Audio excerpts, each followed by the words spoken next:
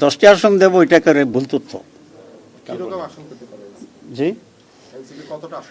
সেটা আমরা যখন চূড়ান্ত করব তখন আপনাদের দ্বৈত নাগরিকতার বিষয়ে জিজ্ঞেস করে যে কুড়িগ্রামের ডিসির সাথে আমার কথা হয়েছিল, সালেহ সাহেবের সাথেও কথা হয়েছিল। সেইখানে বলা হচ্ছে যে ডিসি মহোদয় আমাকে যেটা বললেন যে উনি দ্বৈত নাগরিক হলে প্রার্থী হতে পারবে না, শ্রেষ্ঠ দুই অনুষ্ঠানে তো বলা আছে স্পষ্ট করে।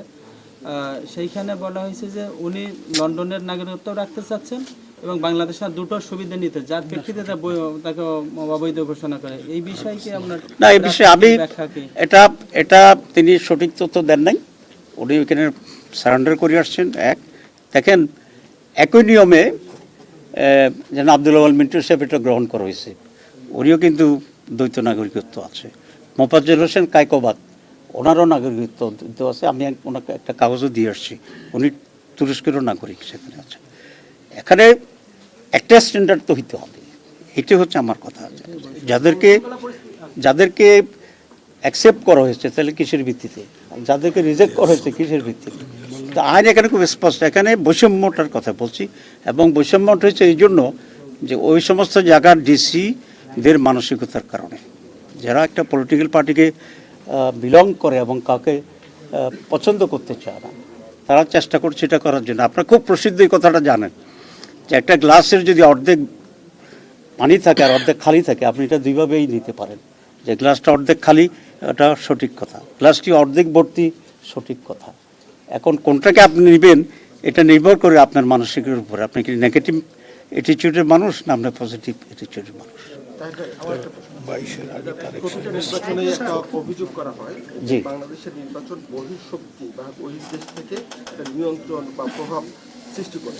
আগামী নির্বাচনে প্রভাব আপনারা দেখছেন কিনা, এবং সম্প্রতি আপনারা ভারতের সাথে একটা বৈঠক করেছেন বলে শোনা যায়, এই বিষয়ে আপনার বক্তব্য। প্রাণ সসের মাখামাখি টেস্ট বার্গারকে করে তোলে আরো ইয়ামি আরো জোস। প্রাণ সস, সসের বস।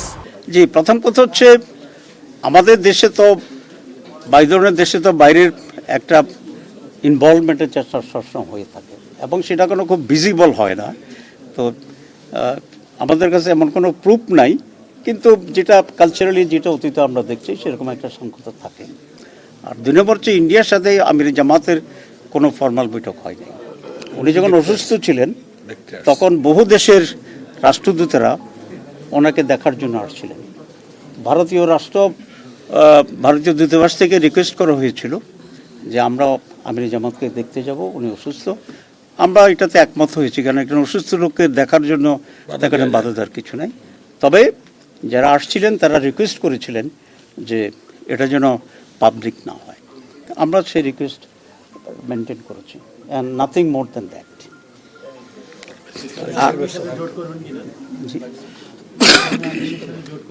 জি, আমরা তো সকলে এখনো সমঝোতার ভিতরে আছি, আমরা আলোচনা করছি।